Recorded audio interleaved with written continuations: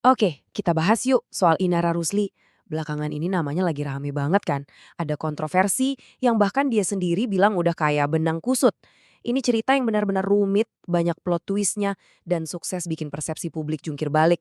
Nah, ini dia nih intinya. Sentimen publik itu kayak berbalik 180 derajat. Dulu, dia itu kan dapat banyak banget dukungan sebagai korban. Sekarang malah dapat komentar pedas kayak gini. Perubahan yang drastis inilah yang bikin kita semua jadi bertanya-tanya. Jadi gimana ceritanya kok bisa sampai begini? Nah, untuk ngerti, kita harus urai benang kusut ini dari awal. Tapi dari versi Inara sendiri ya. Yuk kita telusuri bareng-bareng gimana sih perjalanan ceritanya sampai ke titik sekarang ini. Oke, kita mundur dulu ke titik paling awal. Ternyata, semua ini tuh nggak dimulai dari hubungan asmara loh, tapi justru dari urusan kerjaan. Gimana persisnya Inara dan pria bernama Insan ini bisa kenal? Hal pertama yang mau Inara lurusin itu soal pertemuan pertama mereka. Jadi, beda banget sama gosip yang bilang mereka ketemu di pengajian.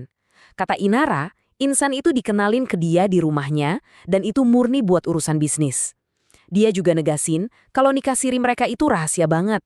Cuma keluarga inti yang tahu, bukan sesuatu yang jadi rahasia umum. Coba deh kita lihat timeline ini. Cepet banget kan? Cuma dalam waktu kurang dari 2 bulan, hubungan mereka itu langsung tancap gas. Dari yang tadinya cuma ngobrolin bisnis, jadi personal. Terus langsung nikah siri. Dan gak lama setelah itu, kebongkar sebuah rahasia besar. Kecepatan ini penting banget buat kita pahami kenapa keputusan-keputusan selanjutnya diambil. Nah, sekarang kita masuk ke bagian yang paling jadi sorotan dan perdebatan di mana-mana. Pernikahan siri. Ini nih, jantung dari semua kontroversinya. Oke, sebelum kita lanjut, penting banget nih kita semua satu frekuensi soal apa itu nikah siri. Simpelnya, ini adalah pernikahan yang sah secara agama, tapi nggak dicatat di KUA atau sama negara. Artinya apa? Artinya nggak ada kekuatan hukumnya. Jadi urusan kayak hak waris atau perlindungan hukum buat istri dan anak, itu bisa jadi rumit banget. Paham soal ini krusial buat ngikutin sisa ceritanya. Terus, kenapa Inara setuju? Menurut pengakuannya sendiri, ada beberapa alasan. Katanya sih, ide buat menghalalkan hubungan itu datang dari Insan. Plus ada janji kalau pernikahan resminya bakal diurus tahun 2026. Inara juga jujur, dia ngaku saat itu lagi kebawa perasaan dan kurang paham betul risikonya. Apalagi dia ngerasa Insan itu cocok jadi figur ayah buat anak-anaknya. Ini dia. Pertanyaan sejuta umat, pertanyaan yang jadi dasar penilaian banyak orang ke dia. Waktu dia setuju nikah siri itu, apa dia udah tahu kalau Insan sebenarnya punya istri lain? Jawaban dari Inara tegas, enggak. Dia bilang, dia baru tahu Insan itu udah punya istri ya setelah pernikahan siri mereka kejadian. Nah ini dia titik baliknya yang bikin semua situasi jadi 100 kali lebih rumit. Oke, mari kita lihat apa yang terjadi setelah rahasia besar itu kebongkar.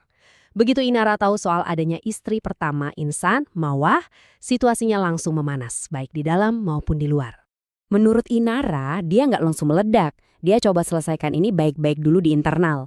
Dia ngaku udah minta Insan buat nemuin mereka bertiga buat ngobrol, tapi gagal. Akhirnya dia inisiatif buat DM langsung Mawah, tapi malah diblok. Jalur damai jadi buntu deh. Nah, karena jalur internal udah mentok, masalah ini akhirnya tumpah ke publik. Pemicunya, video CCTV yang viral dan langkah hukum yang akhirnya diambil sama kedua belah pihak. Tentu saja, barang bukti paling panas yang beredar kan rekaman video CCTV itu. Jadi, gimana dong tanggapan Inara soal video ini? Dan ini jawaban kuncinya. Waktu ditanya soal isi video, Inara milih buat nggak membenarkan tapi juga nggak membantah. Alasannya cuma satu. Masalah ini udah masuk ke jalur hukum. Lebih jelasnya lagi, dia bilang kalau laporannya soal dugaan akses ilegal ke CCTV itu lagi diproses sama polisi.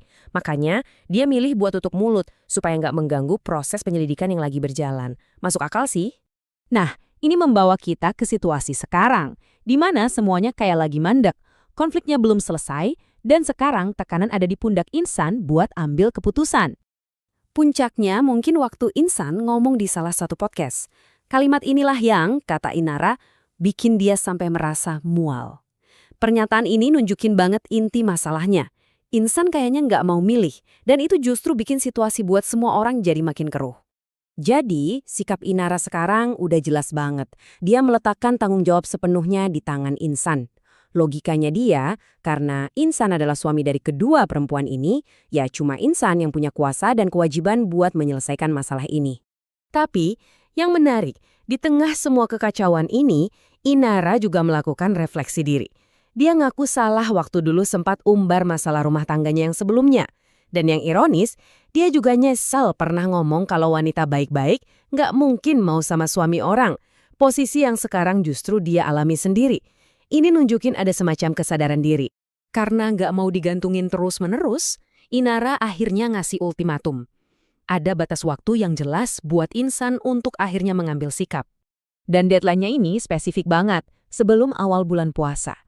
Ini benar-benar nambahin tekanan dan nunjukin kalau sebuah keputusan harus diambil dan harus cepat. Jadi, kita balik lagi ke benang kusut ini.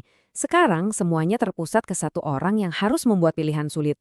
Dengan deadline yang makin mepet, pertanyaannya sekarang bukan cuma apakah bakal ada keputusan, tapi apakah ada keputusan yang benar-benar bisa mengurai kekusutan ini tanpa ada yang makin terluka. Yah, cuma waktu yang bisa jawab.